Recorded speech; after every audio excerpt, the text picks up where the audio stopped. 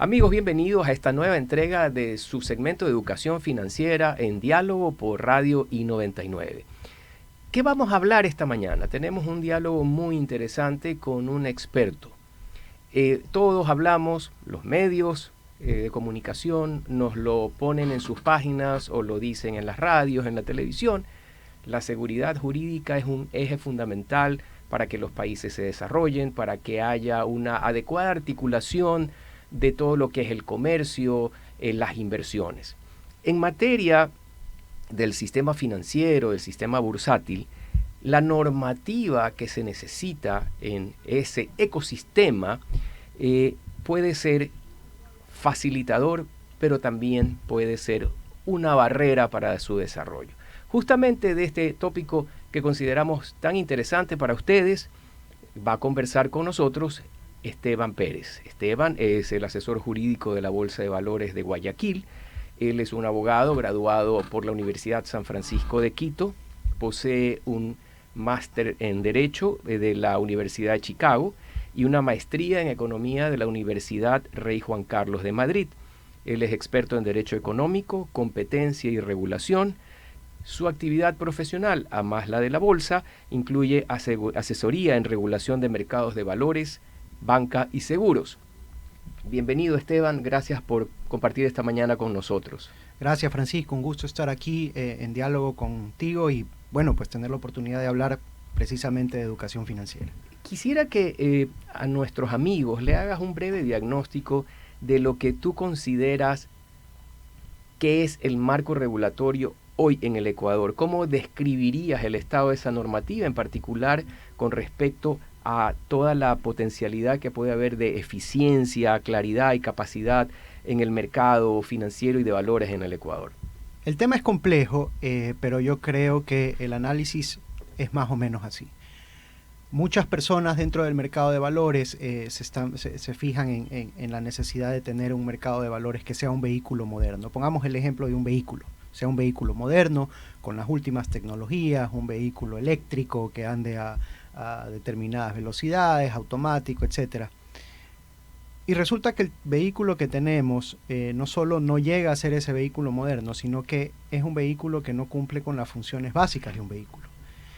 Entonces, las falencias en la regulación no están solo en modernizar, que es una parte importantísima, pero no están solo en modernizar la norma de mercado de valores para que esté al nivel de normas internacionales y para que pueda conectarse, hablar, conversar con mercados internacionales.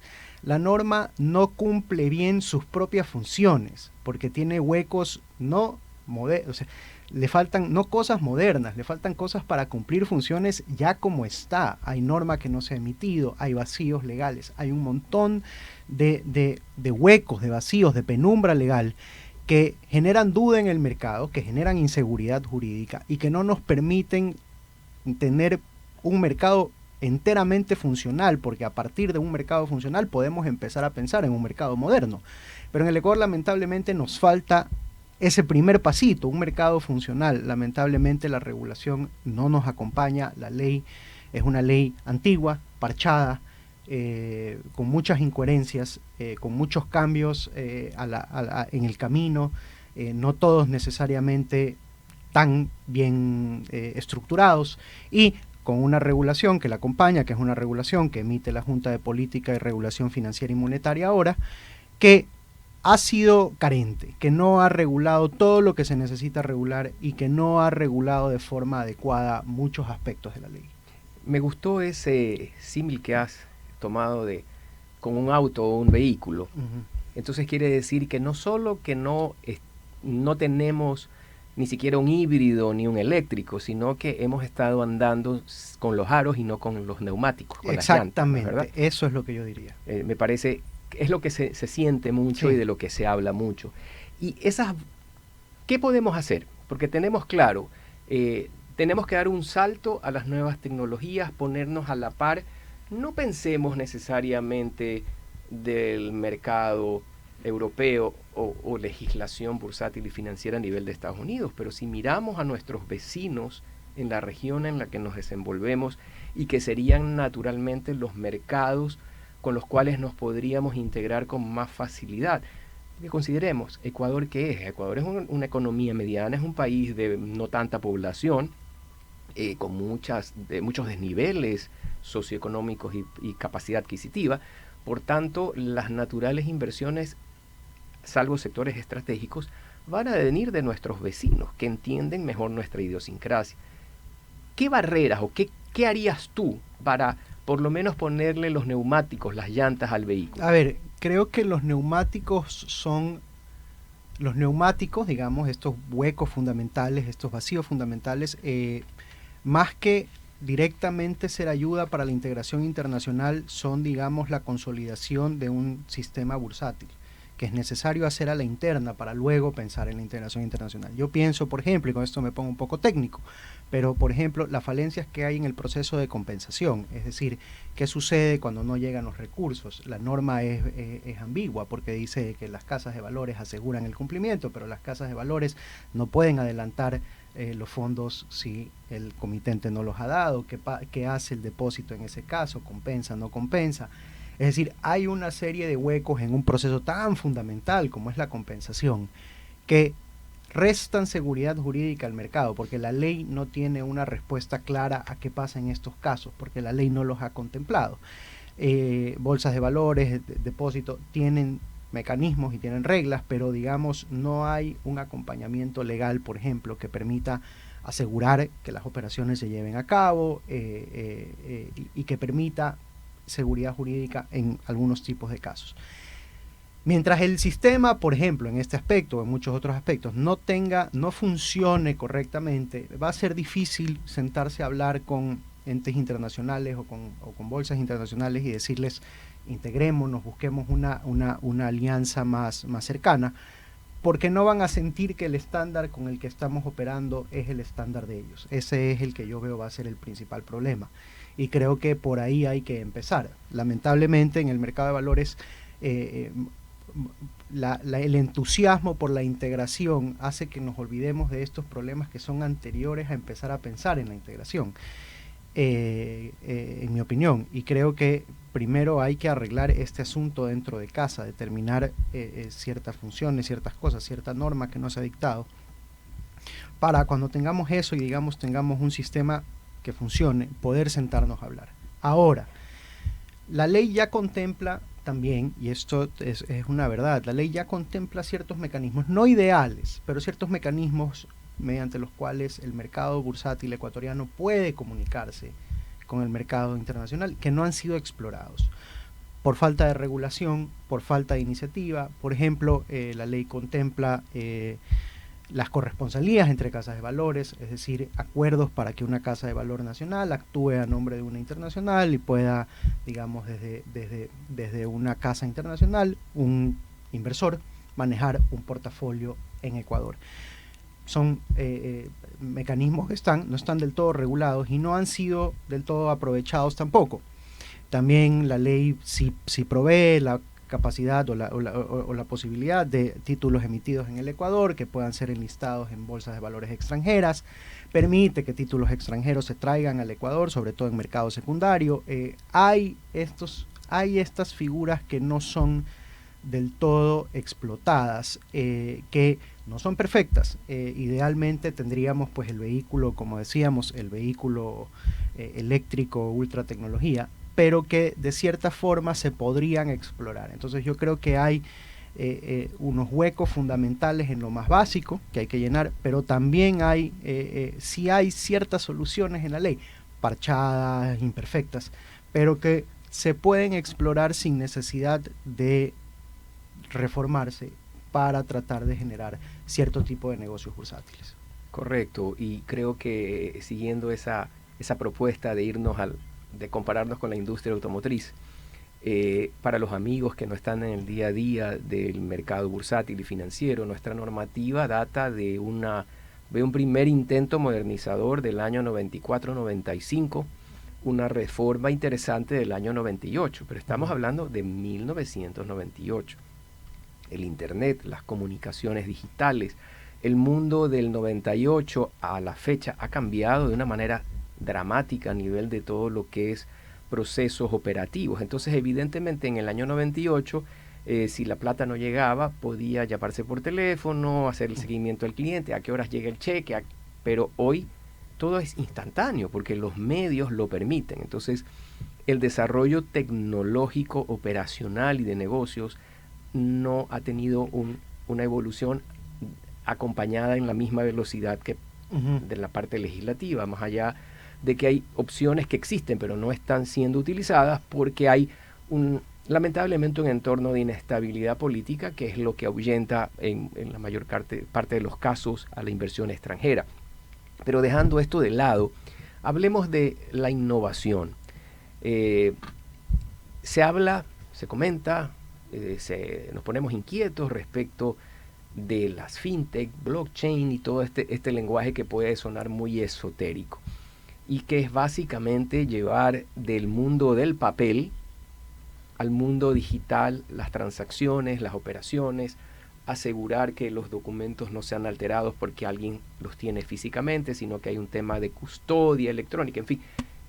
¿Qué ves tú? ¿Cómo pudieras comentarle a nuestros amigos de la audiencia respecto de qué es necesario cambiar? Si realmente lo que tenemos hoy, que tú lo describiste muy bien en su estado, pero en qué medida o hacia dónde deberíamos apuntar para que podamos nosotros como Ecuador subirnos a esa ola de innovación tan fuerte que se está dando a nivel internacional. Yo creo que es fundamental, creo que el negocio bursátil está en un punto en el que si no evoluciona e incorpora estas tecnologías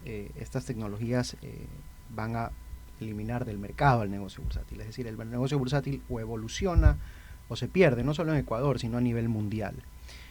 El blockchain es particularmente interesante porque recordemos que tú conoces del mercado bursátil. En el mercado bursátil, para remediar el problema de la autenticidad de los títulos, existe un depósito centralizado que desmaterializa los títulos y los títulos están pues respaldados en unos sistemas ultra seguros en un depósito. El blockchain elimina esa necesidad. Es decir, el blockchain nos permite descentralizar la autenticidad del valor, en el sentido de que nos permite, sin que haya un ente central, un depósito que reciba, que tenga, que mantenga en sus computadoras, en unos servidores, sino que esté distribuido en el blockchain, pero que pueda ser verificable la veracidad de títulos, inclusive con los contratos inteligentes puede ser inclusive automatizado el cumplimiento de los rendimientos. Todas estas tecnologías vienen a solucionar problemas que antes teníamos y solucionamos de una forma, pero los vienen a solucionar de una forma más fácil y más inteligente. El Ecuador tiene el problema de que todos los valores que se negocian en el mercado deben estar desmaterializados en un depósito. Entonces, por ley, digamos, no se pueden negociar valores que estén en un blockchain.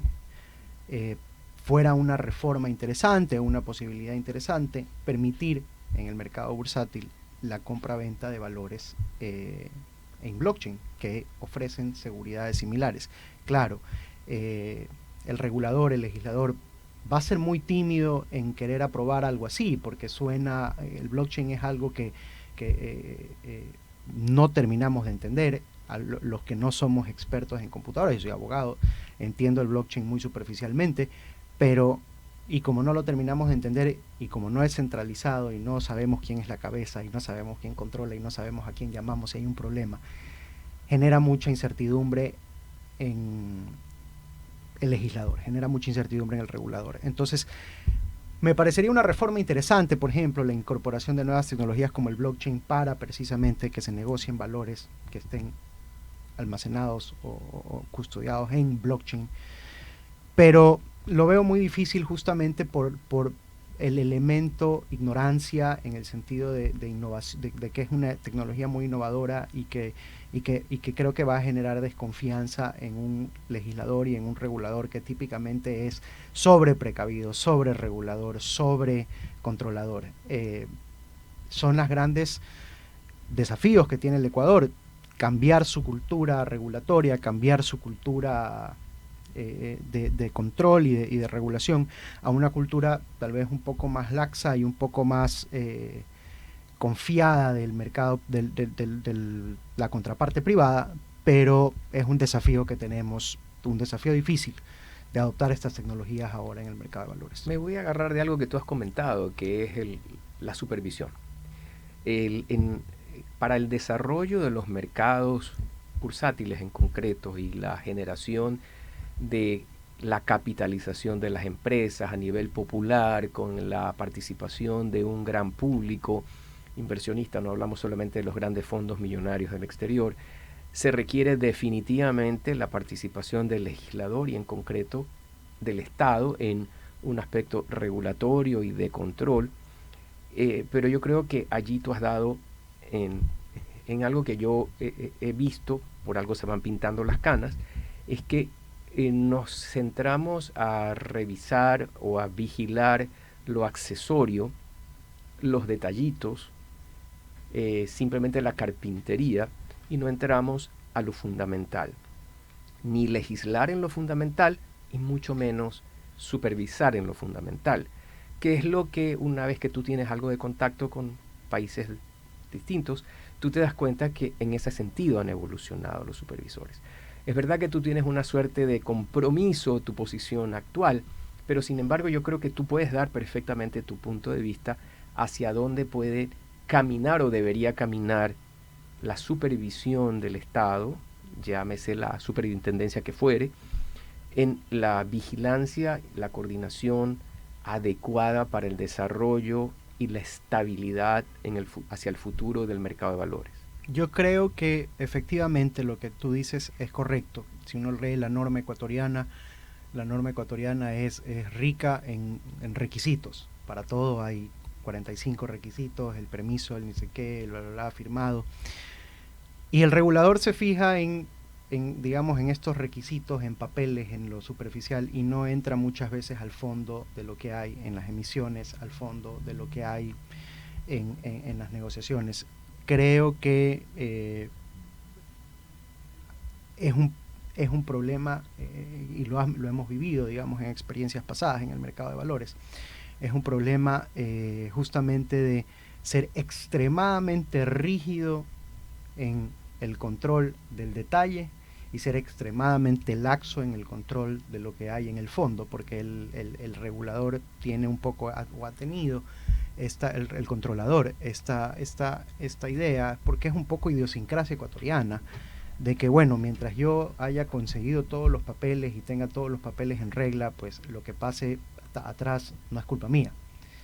Yo libro responsabilidades porque yo pedí los papeles, aquí están los papeles, y no entramos a una verdadera vigilancia de fondo que tiene que ver con cuidar el mercado de valores, no tanto con la formalidad, sino con entender qué es lo que está pasando detrás de los negocios y tomar las medidas necesarias para evitar situaciones trágicas que se han dado ya en el mercado bursátil. Que eso es totalmente previsible.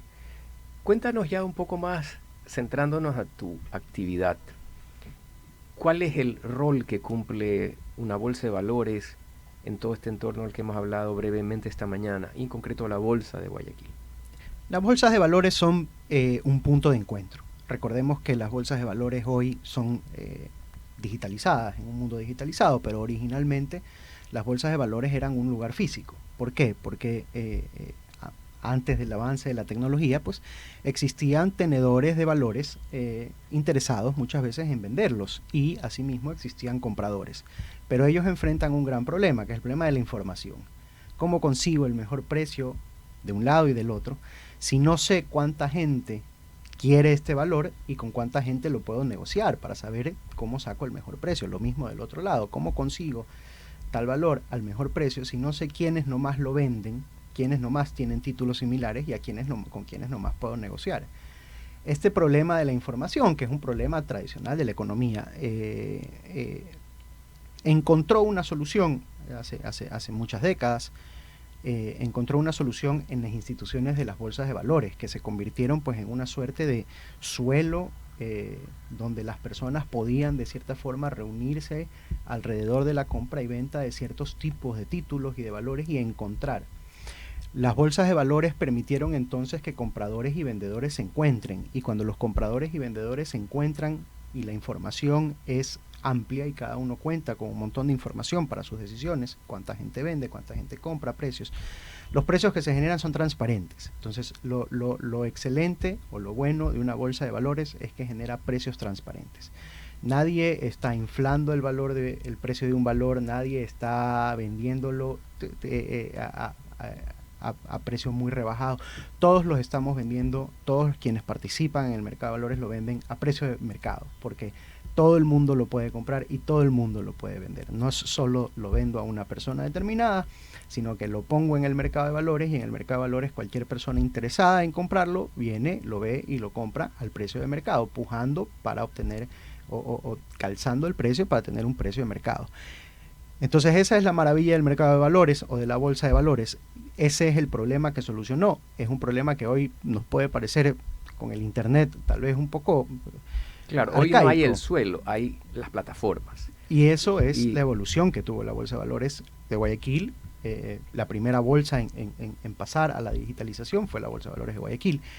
Y es esa evolución a pasar a un proceso totalmente digital, ¿no? En el que las posturas se ponen digitalmente y se negocian digitalmente, los calces son digitalmente y los resultados son digitales, pero el espíritu sigue siendo, la bolsa de valores es el lugar donde nos encontramos los vendedores y los compradores de valores. Qué interesante, Esteban. Nos quedamos con mucha tela por cortar. Lamentablemente el tiempo, eso es algo ya casi que una muletilla con la que yo concluyo estos espacios.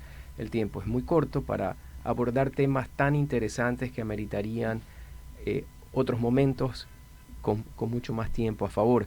En todo caso, te invitamos desde ya a que podamos volvernos a acercar a este espacio que nos da I99 para hablar de este tipo de temas que sin duda contribuyen a que la ciudadanía esclarezca conceptos, conozca cosas que posiblemente no están en su día a día y también conozca, que es importante, el rol que cumplen ciertas instituciones ecuatorianas, en este caso guayaquileña, como es la Bolsa de Valores de la ciudad, que tienen un rol histórico que ha cumplido y que también tienen un futuro por delante muy interesante. Gracias, Esteban, por estar con nosotros esta mañana. A ustedes, amigos, los esperamos la próxima semana con una nueva entrega.